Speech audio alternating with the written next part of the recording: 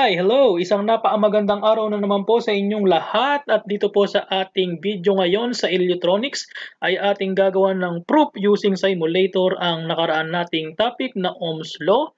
So ngayon po ay ating itong gagawa ng sirkito gamit ang National Instrument Multisim. Ayan po, nakikita po nyo sa inyong screen ngayon ang ating simulator. So without further ado po, let's start! Sa ating pong bottom right ay makikita nyo ang ating Ohm's Law circle with power. So sa mga hindi po nakapanood sa ating previous video, diniscuss po natin ito at kung saan galing yung mga formula na nandito ngayon sa circle na ito. Kung hindi nyo po ito napanood, please watch nyo lang po para mas masubaybayan nyo ang ating ginawang video series. So, kung mapapansin nyo po ay binilugan na natin ang dalawang formula sa ating circle sapagkat ang given po natin ay voltage at power at kung makikita nyo po sa circle wala na pong ibang paraan para makuha natin ang R at ang nawawalang I kung hindi lamang itong dalawang formula na ito. Sa kadahilanan kung ang I ang gusto nating hanapin at gagamitin natin ang B over R, hindi pa natin alam ang R unless gagamitin natin itong formula na ito. Okay po? So sa R, hindi rin natin pwedeng gamitin ang formula, dalawang formula na ito sapagkat hindi pa natin alam ang I. So yun po ang kadahilanan. So ngayon po, gagawin po natin ay gagamit tayo ng instrumento para ating masolve ang circuit. Sa halip na calculator ang ating gagamitin, gagamit tayo ng tinatawag na multimeter. Sa mga hindi po pamilyar kung ano ang multimeter, ito po ay commonly tinatawag din nating tester. So, kung hindi pa po kayo pamilyar sa ating multimeter, pakiusap lang po, huwag po inyo itong gagamitin lalo na sa inyong mga wall socket o yung mga saksakan sa inyong pader sapagkat maaari po kayong masaktan o huwag naman sana masawi dahil po sa ating kuryente. So, kung kayo po ay nagnanais matuto ng ating topic about electrical or electronics, marahil ay magpatulong po tayo sa kilala nating may sapat ng kaalaman. Okay po, please take at your own risk at mag-ingat po kayo palagi. Anyway, so to proceed, ang ating pong gagawin ay meron po tayong given na battery at meron tayong ilaw. So ang gagawin po natin, i-connect po natin ang ating battery, ang ating positive. Ito po ang positive, kung makikita nyo, mas malaki yung guhit dito kumpara sa ilalim. Okay po? So, ito po yung ating positive. I-connect po natin isang side sa ating ilaw.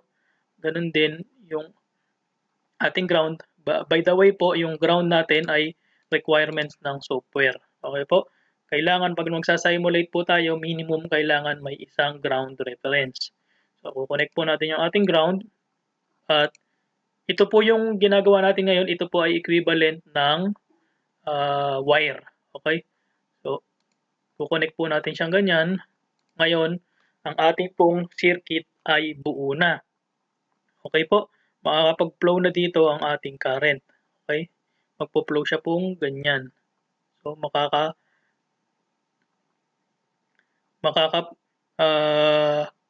pagtrabaho na po yung ating kuryente. Okay po? So, pag ipinlay po natin yan, ito yung ating play button. Ang mangyayari po ay iilaw na ang ating bumbilya sapagkat yan po ay akma batay sa specification ng ating ginagawa ngayon. So, let's play po. So, kung makikita nyo po, umilaw na yung ating bumbilya. Ngayon, kung puputulin po natin either ito or ito, mamamatay po siya sapagkat ang kuryente ay hindi makakadaloy. So, makikita nyo po, hindi po siya umilaw. Okay? So, i-connect po natin uli. Pag pinutol ko po ito, hindi hindi rin po siya iilaw. Okay po? Ngayon, kung mapapansin nyo, wala po tayong napatunayan sa ginawa natin ngayon na to. Okay, umilaw lang po siya. So, hindi natin alam kung ano yung nangyari sa ating sirkito. So, para po mas maliliwanagan tayo kung ano yung nangyayari, lalagyan po natin siya ng multimeter o yung tinatawag nating tester. So, to do that, kuha po tayo dito sa ating kanan. Nakita nyo po, multimeter. Okay, lagay po natin siya dito. At i-connecta po natin ang ating multimeter sa ating supply at sa ating bumbilya. Okay? At i-double click po natin siya ngayon. Lalabas po ang kanyang more option. Okay po? So, ang default po niya, kung makapapansin nyo, ay voltage at DC.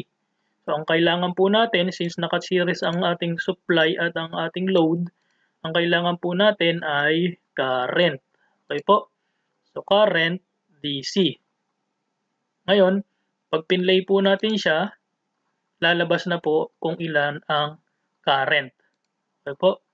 So, ayan po ang current na susukat pag sa ganitong sirkito. So, patunayan po natin na ang ating simulator ay tama din. Okay po?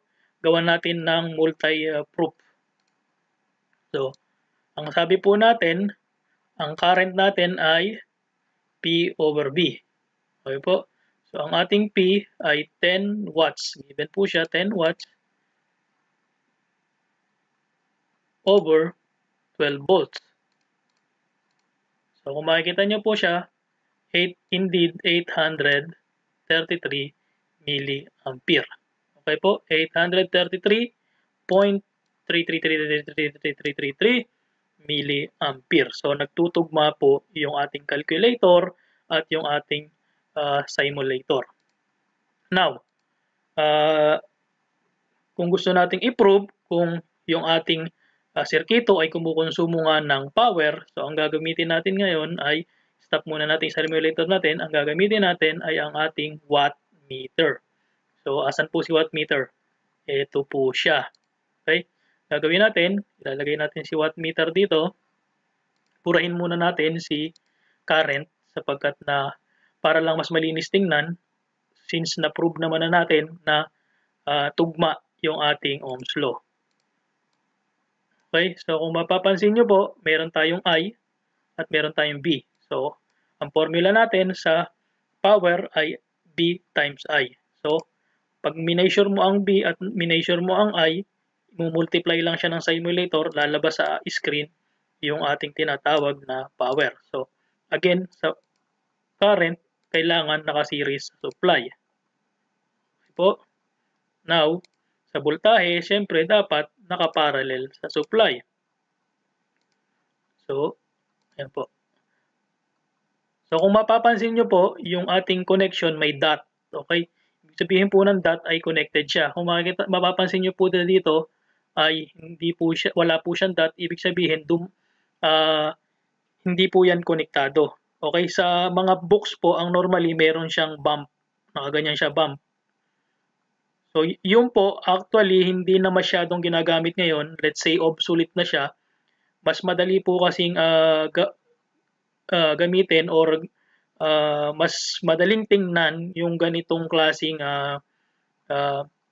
sabihin nating standard kaysa maglalagay ka pa dito ng bump as a indication na hindi siya connected. Okay? Instead, ang ginagawa na ng mga software ngayon or yung mas nakasanayan ng gawin ngayon ay naglalagay tayo ng dot para indication na yung ating yung ating node ay magkakonekta or yung sabihin nating kable natin or yung ating trace sa PCB ay magkakonekta. Okay po? So ngayon, magkakonektado na ang ating nakakonect na ang ating current at voltage. So technically, maaari na nating makita or mabasa ang ating power.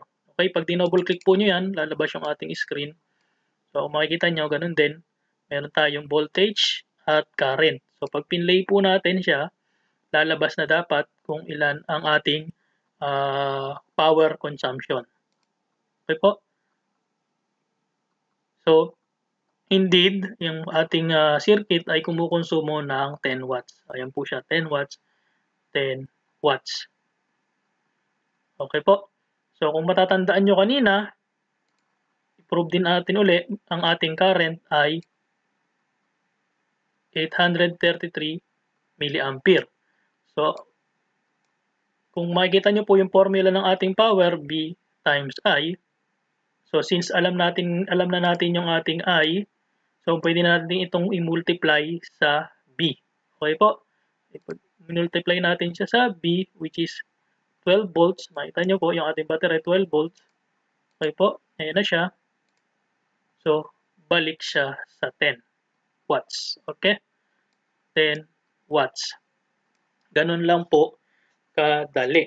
So, ngayon, i-prove po natin na ang ating resistance dito ay tutugma dito sa formula na to. So, let's prove muna po. So, sabi natin, ang formula ng resistance ay B square over P. Okay? Actually, pwede na natin gamitin yung ibang formula since alam na natin yung I. Pero, let's pretend na inuna natin yung R hanapin bago si I kanina. Okay? Let's say hindi pa natin alam si I. Okay? So, gagamitin natin yung formula na ito. B square over P. So, kung inyong i-input sa ating calculator, so 12 square, ito po yung square natin. So, 144 divide yung ating power, which is 10 watts. Ayan po siya, 10 watts, 10 watts. Okay, divide 10, that will be 14.4. Okay po. So, gawin natin ngayon, copy ko lang yung ating para mas mabilis tayo. Copy, paste ko lang po. Control C, Control B. Now, kukuha tayo ng resistor dito. Ito po, meron tayong resistor dito. Kuha tayo ng kahit anong value dyan. Ilagay natin sa ating simulator. Tapos, palitan natin ngayon yung value. So, ang nasukat natin kanina ay 14.4. Okay po, tingnan natin. Okay po, ayan, 14.4 ohms. Okay? So, type natin dito, 14.4 ohms. So, po, ito po, ohms, 14.4 ohms. So, ayan siya, 14.4 ohms. Ngayon, i-connecta natin siya. Kuha po muna ulit tayo ng meter. Okay? Meter natin.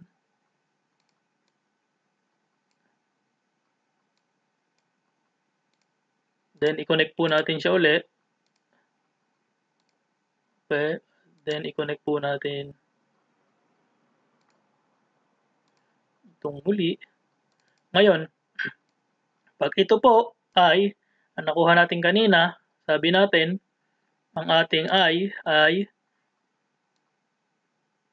833 milliamps. So, pag ang lumabas sa ating meter ay 833.333 milliamps, ibig sabihin, ang ating 14.4 ohms na equivalent ng ating bumbilya ay tama. So, gawin po natin yan. So, ngayon, again, as I said before, ang default ng ating meter ay voltage DC. Okay? Kung mapapansin nyo po, meron tayong AC, meron tayong DC. Okay? So, ang kailangan natin DC, pero ang gagamitin natin ay current. So, isa-set po natin siya. Ngayon, pag pinlay po natin siya, ang in-expect nating mababasa ay 833.333 milliampere. Okay po? So, play natin again. Yun. So, tugma po yung ating kinumpute sa simulator. Ibig sabihin, yung ating pong Ohm's law circle with power ay tumpak, tama, at eksakto. So, I hope na-enjoy nyo po yung ating video at nabawasan ang inyong confusion sa ating Ohm's law.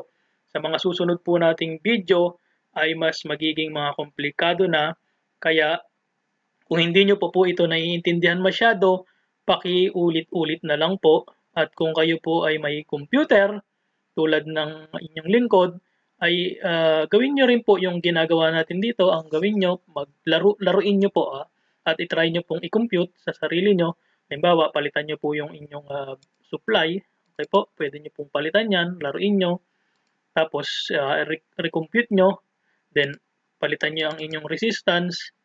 Then, recompute hanggang masanay po kayo. Gamitin nyo po lahat ng formula na dito sa ating circle para hindi nyo po napapansin yung inyo pong sarili na may memorize na po ng unti-unti or automatic yung mga formula dito. Wag nyo pong, ang technique po sa ating pag-aaral or sa ating, kung gusto nyo, lalo na po kung gusto nyo itong gawing trabaho, ang technique lang na maipapayo ko sa inyo ay gawin nyo po, kumbaga, dumihan nyo yung kamay nyo. Okay? Hindi po kayo matututong magsaing pag hindi nyo po gagawin yung pagsasaing or hindi nyo po matututunan na magtanim nang hindi nyo po pinuputikan yung ating kamay. Ganon din po sa kahit anong profesyon. Kailangan dumihan po natin yung ating kamay. Pag ginawa po natin yan, na dinudumihan natin yung kamay natin, automatic, yung brain po natin mas nagiging efficient yung kanyang memory, natatandaan niya po yan automatic. At pag yung kamay po natin, dinudumihan natin, mas matagal na re-retain yung information. Okay po. Tip ko lang po yan, kung gusto nyong i-retain yung mga information sa isip nyo, may tatlo po tayong technique. Okay? Unang-una po, ano po yun? Unang-una, magbasa po tayo. Okay? Wala pong shortcut para matuto. No pain, no gain po. Okay po? So, unang requirements, dapat magbasa or pwede manood sa ginagawa natin ngayon. Then, pangalawa, gawin po natin yung exercise. Dumihan po natin yung ating kamay. Okay po? Then, pangatlo, kung gusto nyo matagal talaga ma-retain sa memorya nyo yung mga topic, ituro nyo po. Okay? I-share nyo po yung inyong kaalaman or yung inyong karunungan. Okay po? Yun po yung tatlong pinakamabisang technique para yung ating knowledge ay maging intact po sa ating isipan. Natuto ka na, nakatulong ka pa. So, yun po. Sana po nakatulong ang ating video at maraming salamat.